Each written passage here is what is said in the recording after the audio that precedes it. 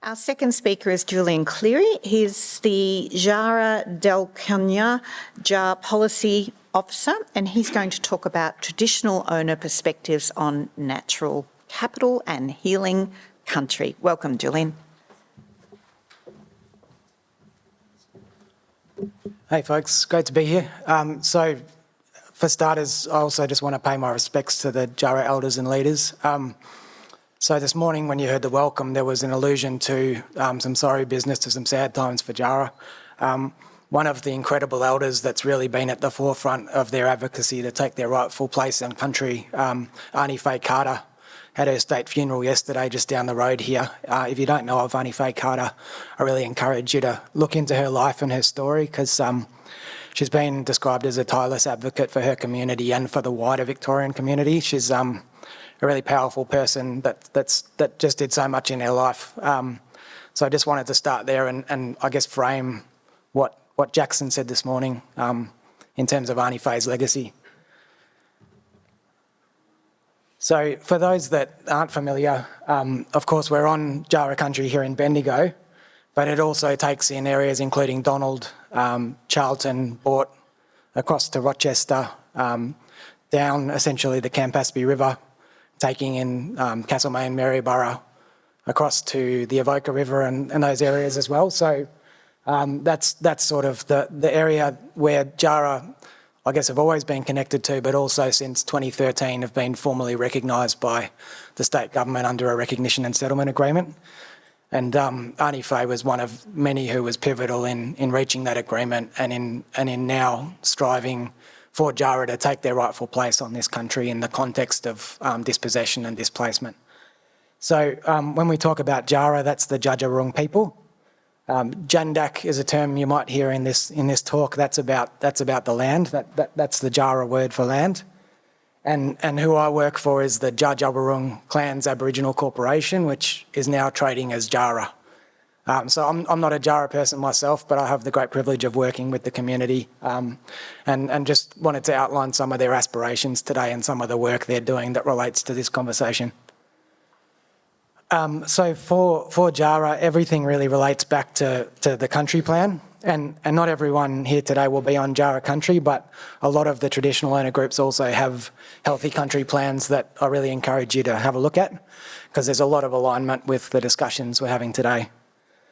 So you can see there that DJAARA's vision is really holistic, like people have talked about health and wellbeing, mental health, health of country, and economics today. And while DJAARA's vision might come at that from a slightly different perspective, certainly there's some alignment there, and there's that foundation of self-determination and economic empowerment that community aspires to in the context of the history of this place. So then there's a land management strategy that's known as Dhelkunya. That means basically to heal many trees or to heal forests, but really it's a holistic land management tool that's about revegetation, about healing of waterways, about the use of cool burns, cultural fire, as a way to promote biodiversity, but also as a ceremonial practice. And really, I guess a key message in Dhelkunya is that DJAARA seek to be actively involved in matters that relate to their people and country, and are really wanting to walk together and work with private landowners, farmers, among others, to achieve that vision and to achieve mutually beneficial outcomes. So DJAARA's tagline is Balaki Wuka, which is about giving to community and recognising that when traditional owners have a place at the table and can form partnerships, there's benefits for everyone. And Joe touched on that before in terms of Barappa and their role on their farm, which is great to hear about.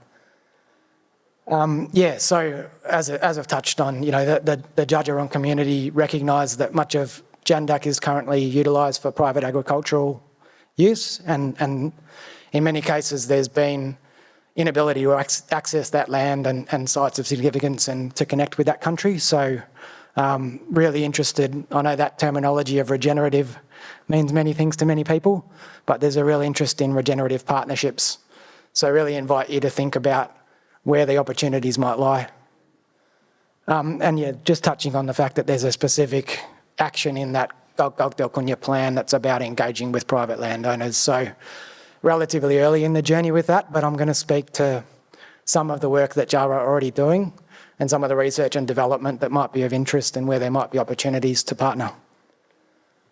But first, just something direct from one of the DJAARA community members in the context of that work, really emphasising that desire to get back out on country because people haven't had that opportunity and are really keen to play a part, whatever that might look like. So the Dhelkunya plan sets out a whole toolkit of ways that DJAARA seek to manage country. What I'm probably going to focus on today mainly is that regenerative practice side and how that interrelates to Jandak Wee, to cool burns and country fire. But all of these resources are available. There's a fantastic fact sheet around the Dhelkunya plan as well on DJAARA's website, so please access those resources. There was some conversation earlier on, and I think Jim was talking about regional benchmarking. DJAARA have 7 priority food and fibre plants that they want to see more of on country. So if there's a way to integrate that lens into regional thinking, that's possibly a really exciting opportunity. And there was talk about that happening at the catchment level, but that could also happen at the nation level for the recognised traditional owner groups. So invite you to think about that.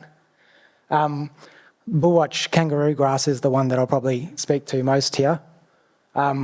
Basically, DJAARA, through their enterprises, have been doing research and development into how bullwatch can restore soil structure, soil health, carbon storage, water retention, and it's also because it is a culturally significant plant and it's one that people want to see back in the landscape. There's some really exciting work that's happened around what that might look like as a perennial cereal crop, but also as a plant for cultural use.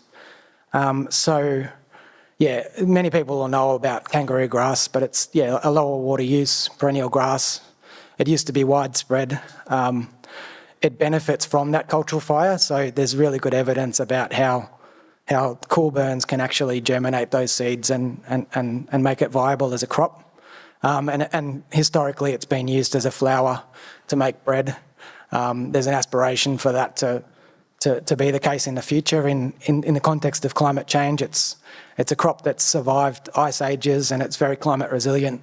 It's been cultivated by DJAARA as farmers for many thousands of years. So thinking about how that traditional use and the contemporary Western science can come together to create opportunities, basically. So I've gone backwards there. I'll have another go. So the research and development that's been done over the past 4 or 5 years through DJAARA enterprises and in partnership with a lot of universities has found that it's low input. It requires a single planning event to establish it. It can contribute to that biodiversity. There's a lot of benefits in terms of the use of fire rather than pesticides or nutrients. Of course, there's benefits there for invertebrates, for species. It can also be used alongside other crops because it takes its water from a different soil profile, and so there's real opportunity for regenerative practice and more crop diversity essentially there. The DJAARA community have recently managed to acquire a farm at Lockington. There's a yabby farm that's going in there, but there's also 40,000 kangaroo grass seedlings that have recently been planted, and there's ongoing research and development to think about, I guess, the optimisation of that and how the traditional knowledge and the Western science can come together. And I just wanted to note a quote from our group CEO, Uncle Rodney Carter, who I guess emphasises that, contrary to a lot of popular belief, DJAARA have been farmers and have been cultivating this environment for a long time and are restoring that practice in a contemporary setting at the moment. They're making really exciting progress and are really, I guess, interested in opportunities to partner in ways that respect DJAARA's cultural knowledge and create opportunities for the wider community as well. And they've talked about the proposed benefits in terms of intergenerational relationships between farming families and the Djadja community. And I think what you've talked about with Barappa Barappa there sounds like a really good example of that. The partnerships can enable DJAARA to expand that work to heal country into areas where there hasn't been that access. At the moment, DJAARA jointly manage 6 parks on country and are doing a lot of work on public land, but there's a real aspiration to gain that access where feasible and where there's appetite from others. And I've gone backwards again. I won't go into it in detail, but very recently they've launched a Jandakwi strategy. So that's a country fire strategy that essentially outlines the aspirations for cool burns in this landscape. They've just come out of the most successful and widespread cool burn season since that practice was ended with colonisation, and they're really building now, and there's a real appetite to work with land managers to explore other income streams that can enable more work to heal country and really also develop a service offering. So that might just be, there's obviously tree planting and opportunities like that, but there might actually be opportunities to contract for cool burns on properties as well. So just going back to the fact that where it has been introduced on country, they're already seeing country healing and returning some of those significant species that people want to see in the landscape. There's evidence coming out of other parts of the country as well around threatened and endangered food and fibre that's coming back through the application of cultural burning as well. So I think it has a really important part to play in the conversations we're having here. And just wanted to acknowledge too, and I think Brad acknowledged this at the start, that there are some conceptual challenges in terms of natural capital and these ideas of stocks and flows versus country as essentially kin and as interconnected with people. And from the UN down, those challenges have been raised. And it's not something that's easily resolved in terms of international frameworks, but certainly more and more recognition is happening globally around the need for Indigenous peoples to be part of the solution and for the frameworks to honour their knowledge and also protect their rights. So just sort of wanting to flag that. 1 minute. Yep. And of course, it was touched on in the very first introductory remarks by Brad today.